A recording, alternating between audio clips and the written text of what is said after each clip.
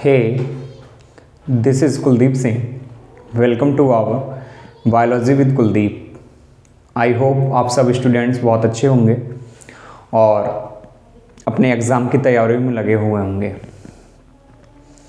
आज हम बायोलॉजी के बहुत महत्वपूर्ण टॉपिक पे बात करेंगे जिसका नाम है तंत्रिका ऊतक, नर्वस सिस्टम या तंत्रिका तंत्र।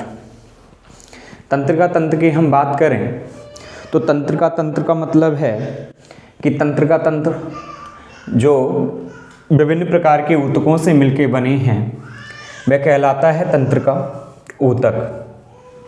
और तंत्रिका ऊतक की अगर हम बात करें तो तंत्रिका ऊतक बहुत सारी कोशिकाओं से मिलकर बने होते हैं। तंत्रिका ऊतक तंत्रिका कोशिकाओं के द्वारा तंत्रिका कोशिका के द्वारा बने होते हैं। तंत्रिका कोशिका से मिलकर बने होते हैं।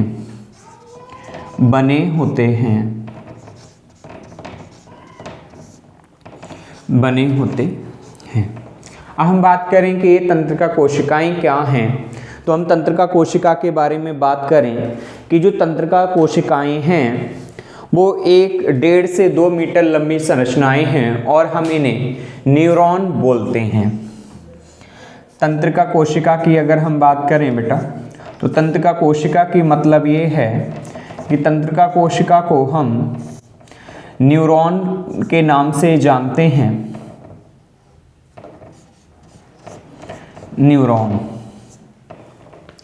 न्यूरॉन के बारे में हम बात करें तो ये जिनकी लंबाई लगभग 1.5 से 2 मीटर लंबी कोशिकाओं को न्यूरॉन या तंत्रिका कोशिका कहते हैं। तंत्रिका कोशिका की हम बात करें तो तंत्रिका कोशिका के प्रमुख 3 भाग होते हैं जिन्हें हम साइटोन के नाम से जानते हैं। साइटोन हिंदी में से कोशिका काय के नाम से जानते हैं। कोशिका काय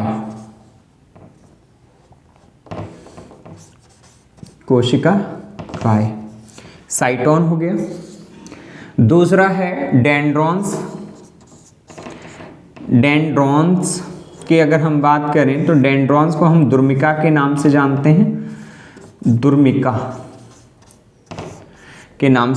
हैं। और तीसरा हमारा है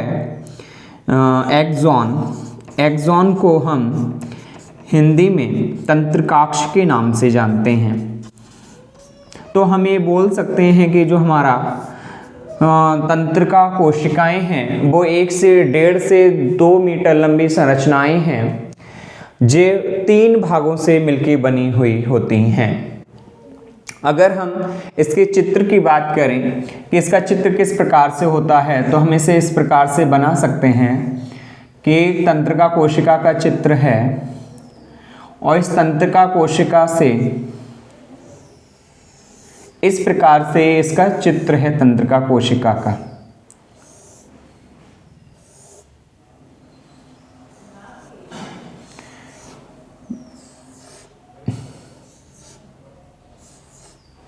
ये तंत्रिका कोशिका का चित्र है और ये तंत्रिका कोशिका का चित्र जो है इसमें जो हमने अभी 3 भागों की बात की वो कहलाएगा इसका साइटोन, डेंड्रॉन्स और एक्सॉन।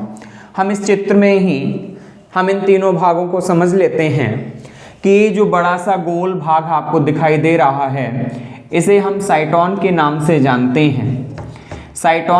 से जानते हैं। इसमें एक बड़ा सा केंद्रक पड़ा रहता है जिसे हम केंद्रक बोलते हैं और इसी साइटोन में बहुत सारा कोशिका द्रव्य भरा रहता है जिसमें प्रोटीन के कण होते हैं जिन्हें हम निस्ल कण कहते हैं। निस्ल कण के नाम से जानते हैं। अब जो साइटोन है, इस साइटोन से अनेक प्रवर्ध निकले हुए हैं, इन प्रवर्ध को बेटा हम डेंड्रॉन्स के नाम से जानते हैं। जो हमारा दूसरा भाग था जिसे हमने दुर्मिका के नाम से अभी लिखा था। अब जो भाग है डेंड्रॉन्स, इसी से और प्रवर्ध निकलते हैं। जो दुर्मिका यानी कि डेंड्रॉन्स है उससे अनेक प्रवर्ध और निकले रहते हैं। इन प्रवर्धों को निकलते हैं, इन्हें हम डेंड्राइट्स के नाम से जानते हैं। ये क्या है? डेंड्राइट्स। ये वाला जो हिस्सा है इसका डेंड्राइट्स कहलाता है, डेंड्राइट्स। ठीक है, अब हम तीसरे भाग की बात करते हैं एक्सॉन की। एक्सॉन जो है वो इसमें जो लंबा नली के रूप में एक आपको बेलनाकार संरचना दिखाई दे रही होगी जिसे हम एक्सॉन के नाम से जानते हैं। ये हमारा एक्सॉन वाला भाग कहलाता है। इसमें बेटा बसीय पदार्थ का जमाव होता है कहीं कहीं पे, और इस जब बसीय पदार्थ का जमाव होता है इसे हम माइलिन शीथ के नाम से जानते हैं। ये माइलिन शीथ कहलाता है। जो बीच में बसा बसा का जो मोटा सा आपको भाग दिखाई दे रहा है, ये भाग इसे हम माइलिन शीथ के नाम से जानते हैं। ये एक्सॉन पे लगे हुए होते हैं बसीय पदार्थ, मोटी लेयर, एक मोटी संरचना को बनाते हैं जिन्हें हम माइलिन शीथ के नाम से जानते हैं। लेकिन ये माइलिन शीथ जो है वो बीच बीच में टूटा हुआ होता है।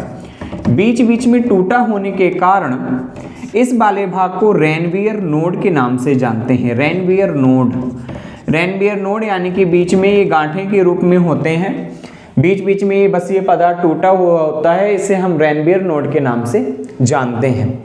सबसे अंतिम सिरा जो होता है वो आपको दिखाई दे रहा होगा, बेलनाकार संरचनाएं हैं 3 जिसे हमने दिखाया है। इन्हें जो घुंडी के सदृश संरचनाएं होती हैं इन्हें हम सिनेप्टिक घुंडियां कहते हैं। ये वही सिनेप्टिक घुंडियां हैं जो किसी और तंत्रिका तंत्र से या तंत्रिका कोशिका से जुड़ते हैं, उसके डेंड्राइट वाले पार्ट से जुड़ जाते हैं, और सबसे बड़ा जो काम है वो विभिन्न प्रकार की संवेदनाओं को ग्रहण करना है और उन संवेदनाओं को दूसरी तंत्रिका कोशिका में पहुंचाती हैं। तो ये हमारा जो तीसरा सबसे लास्ट वाला एक्सॉन का जो भाग है, या हम इस प्रकार से कह सकते हैं कि एक्सॉन के सबसे अंतिम सिरा है उसे हम सिनेप्टिक घुंडियों के नाम से जानते हैं। और ये घुंडियां जो हैं वो दूसरी तंत्रिका कोशिका के डेंड्राइट पार्ट से जुड़ जाती हैं और विभिन्न प्रकार की संवेदनाओं को एक आगे अग्रसर करती हैं। तो ये आपका तंत्रिका ऊतक वाला जो भाग था जो हमने नर्वस सिस्टम में पढ़ा, एक न्यूरॉन की संरचना है, और ये न्यूरॉन की संरचना इंपॉर्टेंट है, ये पूछ ली जाती है कि भैया न्यूरॉन की संरचना बताइए। तो हमने न्यूरॉन के बारे में जाना कि न्यूरॉन 1.5 से 2 मीटर लंबी एक संरचना है जो प्रत्येक कोशिका के 3 प्रकार के भागों से मिलकर बनी हुई होती है। पहला है साइटोन। साइटोन की हमने बात की, गोल एक बड़ा सा भाग है जिसे साइटोन कहते हैं। इसको साइटोन में एक केंद्रक पड़ा हुआ होता है, इसके चारों ओर कोशिका द्रव्य होता है जिसमें प्रोटीन के कण होते हैं जिन्हें हम निश्चित कण कहते हैं। दूसरा जो भाग है, इसी साइटोन वाले पार्ट से एक प्रवर्ध निकलता है जिस प्रवर्ध को हम डेंड्रॉन्स कहते हैं, और इन प्रवर्धों से और प्रवर्ध निकलते हैं जिन्हें हम डेंड्राइट्स के नाम से जानते हैं। साइटोन से ही जुड़ा एक लंबा बेलनाकार संरचना होती है जिसे हम तीसरा भाग बनता है न्यूरॉन का, जो एक्सॉन कहलाता है। और इस एक्सॉन पर ही बसीय पदार्थ का मोटा से एक लेयर होता है जो बीच बीच में टूटा हुआ होता है, इसे हम माइलिन शीथ के नाम से जानते हैं। जो भाग बीच में टूटा हुआ होता है उसे रेनवियर नोड के नाम से जानते हैं, वो रेनवियर नोड कहलाता है।